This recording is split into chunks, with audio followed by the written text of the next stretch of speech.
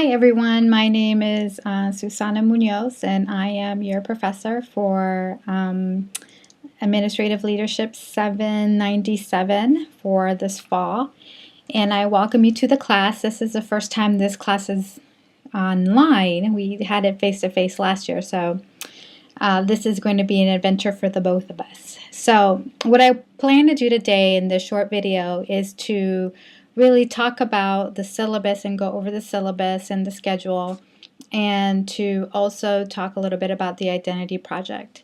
So when you look at the syllabus, you're obviously going to find my contact information. One of the things I want you to keep in mind is it does say day and time, Tuesdays, and I want you to completely ignore that. That's a typo, and we have to kind of, I was from my previous class, so ignore that. But my contact information is on there, and the best way to get a hold of me is email.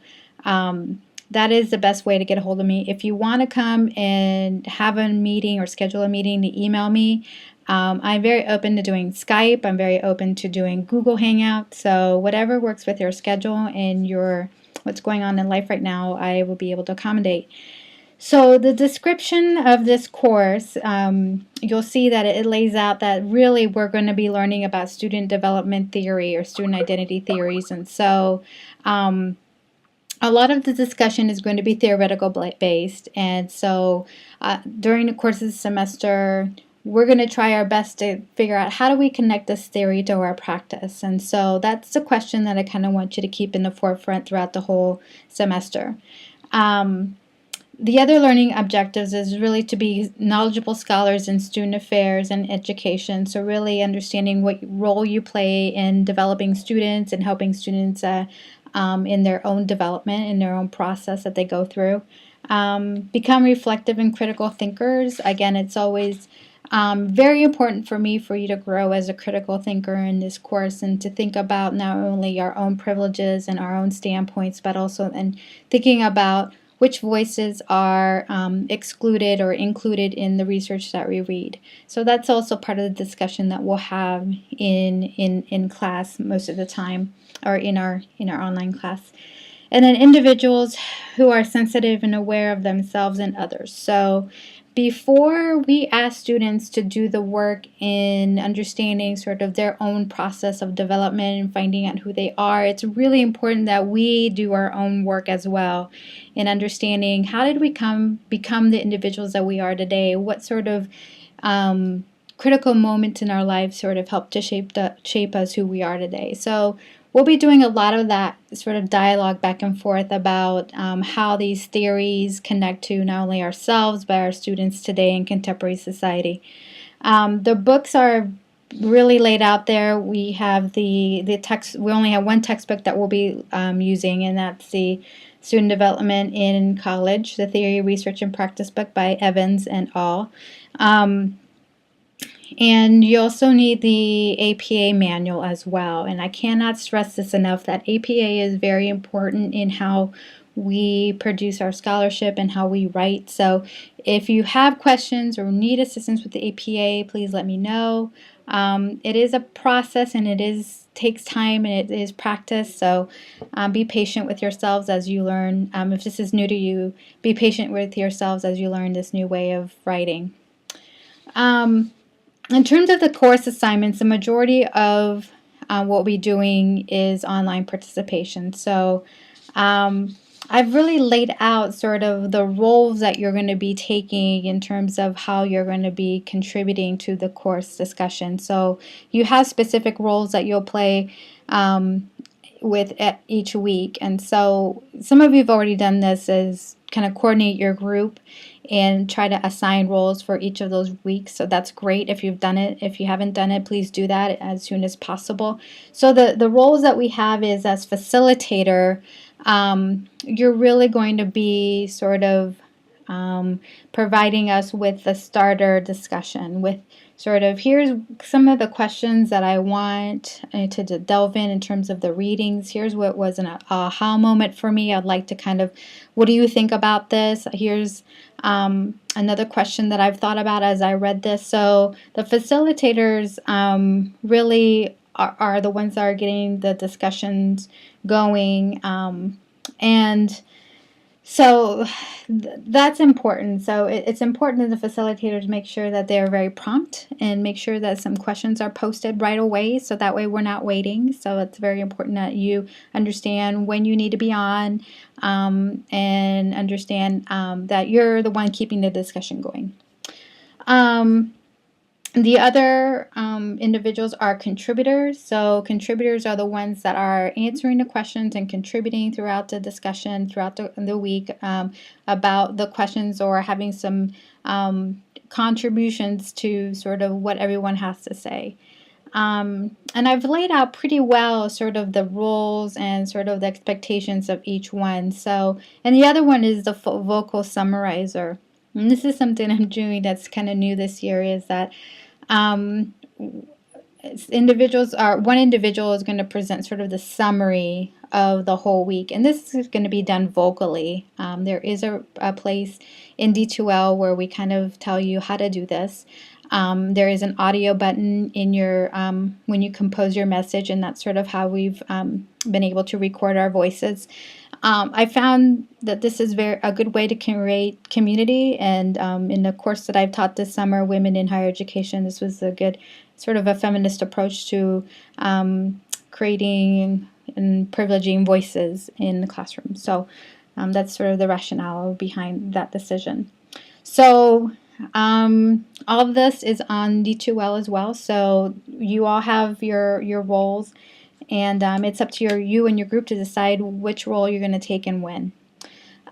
Your first assignment is due September 17th, and this is a self-analysis paper.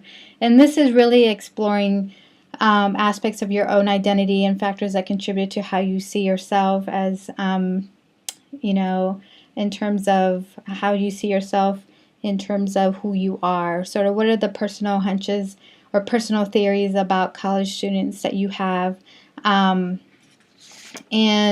really, it's really to introduce yourself to reflecting on your own graduate experiences. So as an undergraduate student, sort of what were the things that helped shape the way you think, or the way you made your decisions, or the choices that you made in terms of your college experiences. So there's definitely some questions there that help you kind of craft that paper. By all means, you don't have to stay with those questions, but those are the questions that to kind of get the juices flowing in terms of what you want to put in writing. So the maximum of that paper is 10 pages. I'm very strict about the page limit. I have 30 some plus of you in my class, so it's important that we do stick to that page limit. If you go below, under, that's fine. That is sort of the maximum that I have for this semester. And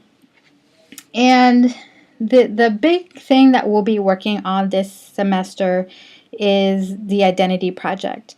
And so the identity project is an important part of our learning in terms of how we're going to be deconstructing these theories and how we apply them in our practice. You're going to identify a college student that you'll be working with all semester. I prefer, and this is the rule, is the student cannot be related to you in any way. I also encourage you to look for students that are different from you, that are different in terms of ethnicity, religion, sexual orientation, even geographic locations. So try to think outside your box, because obviously the students that come into our offices are not going to be like us. So it's going to be an even greater learning experience to identify a student that we presume is different than us. So you're going to identify one student that you'll be working with, and they have to be enrolled in college at this point. They can't be college graduates. I'd like them to be enrolled in college at the moment. They don't have to be in our attending UWM. They could be attending any kind of institution, like for-profit institution. We can talk about community colleges or our technical college system. They also don't have to be full-time. They can be part-time. the key is that they have to be attending college, and I think we're also trying to push the sort of traditional mold of what a college student is and what a traditional freshman is. So if you want to kind of break beyond those boundaries of what that is as well, you can. So the only parameters that I have is that they have to be in college during this project, and they have to not related to you. So, and the way this is going to work is you're going to be meeting with the student on a continuing basis. So the minimum contact times that I would like you to have with the student is 6. And so the first meeting, there's sort of some guidelines about the identity project in D2L about what that first meeting can look like, what questions to ask and things like that. The identity project is going to be a continuing discussion in our online module. So I like the fact that we have the identity project discussion thread within our D2L shell, because if there's we can continue to talk about it throughout the semester in terms of the questions that you have. So the student that you are going to be meeting with, it's going to be an interview process. So and for some students, it may create a little bit of anxiety about sort of, okay, what do I talk about? How do I start? And really, the first meeting is about just introducing yourself to the student and introducing the student to the project and what the purpose of the project will be. And if they're comfortable being recorded. And so if you're going to do Skype, and if you're going to do other kind of means of meeting with the student, and Skype is fine. The only thing I don't want is telephone. I think it's important that